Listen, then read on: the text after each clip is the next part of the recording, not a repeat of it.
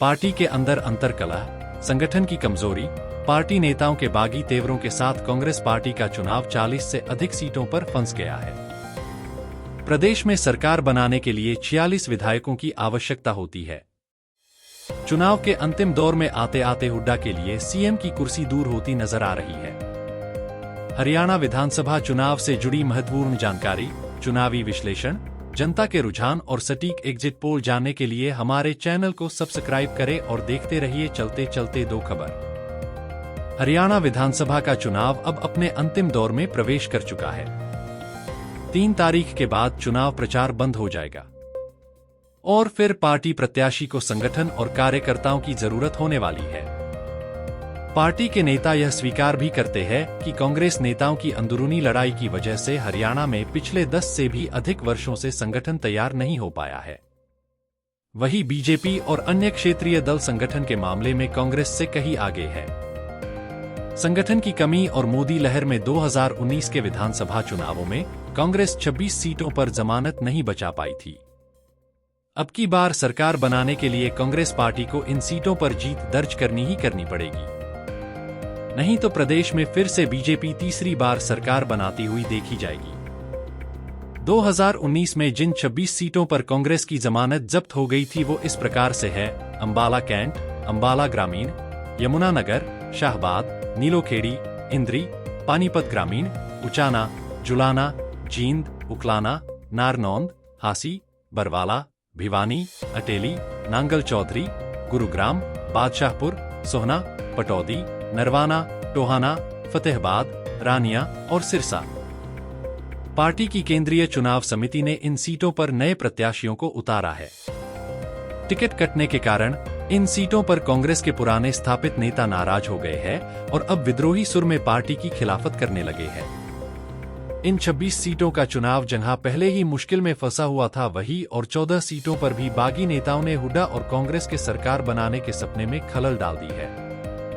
संगठन की कमी, अंदरूनी फुट और बगावत से कांग्रेस पहले जहां 55 से 60 सीट आसानी से जीतती लग रही थी, वही अब 40 से अधिक सीटों पर पार्टी की अंदरूनी रिपोर्ट ये बता रही है कि चुनाव जीतने की राह बड़ी मुश्किल हो गई है। जैसे जैसे हरियाणा में मतदान की तारीख करीब आ रही है, कांग्रेस के चुनाव कैंपेन में संगठन की कमी का एहसास बढ़ने लगा है।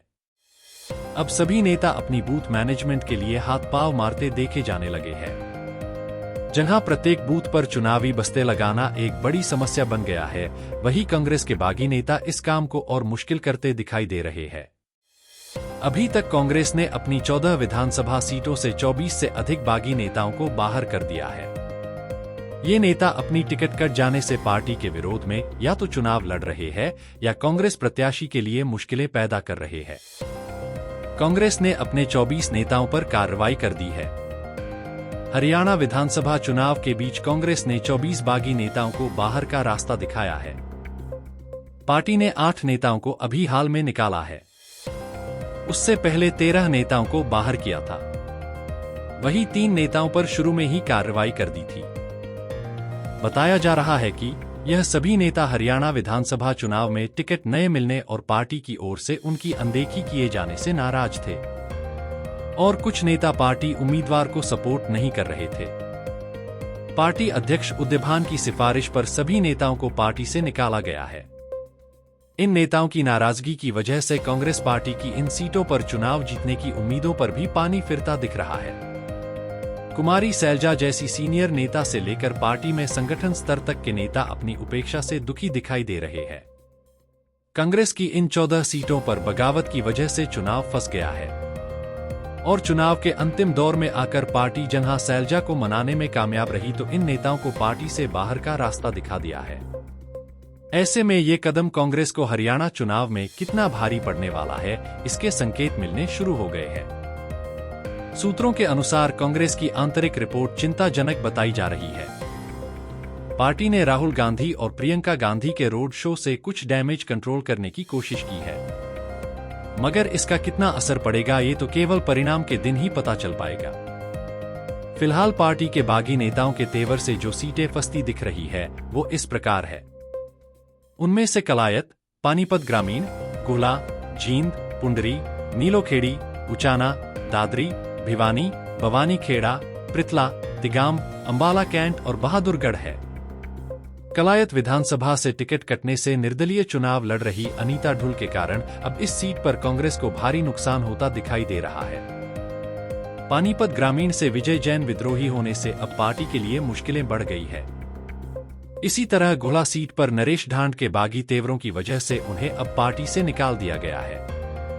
अब अंतिम समय में इन नेताओं को निकालकर पार्टी अपने प्रत्याशियों को कितना फायदा पहुंचा पाएगी, ये कहना कठिन है। पार्टी से निष्कासित नेताओं की लिस्ट में जींद से प्रदीप गिल, कुंडरी से सज्जन सिंह ढुल और सुनीता बट्टन, तो आरक्षित विधानसभा सीट नीलोखेड़ी से राजीव गोंदर और दयाल सिंह सिरोही को पार्टी से निकाला गया है। उचाना कला से दिलबाग संडील, दादरी से अजीत फोगाट, भिवानी से अभिजीत सिंह और आरक्षित सीट भवानी खेड़ा से सतवीर रतेरा को भी पार्टी विरोधी गतिविधियों में शामिल होने पर निष्कासित कर दिया गया है। सतवीर रतेरा प्रदीप नरवाल को टिकट दिए जाने के बाद अब इस सीट से निर्दलीय चुनाव लड़ रहे हैं। पृथला विधानसभा से नीत मान को पार्टी ने 6 सालों के लिए निष्कासित कर दिया है। जिन 3 नेताओं को सबसे पहले निकाला गया उनमें से फरीदाबाद की तिगाम विधानसभा से विधायक रहे ललित नागर, अंबाला कैंट से निर्दलीय चुनाव मैदान में उत्तरी चित्रा सरवारा और बहादुरगढ़ सीट से टिकट काटने पर नाराज हुए जून राजेश शामिल है। राजेश जून भी निर्दलीय चुनाव लड़ रहे हैं।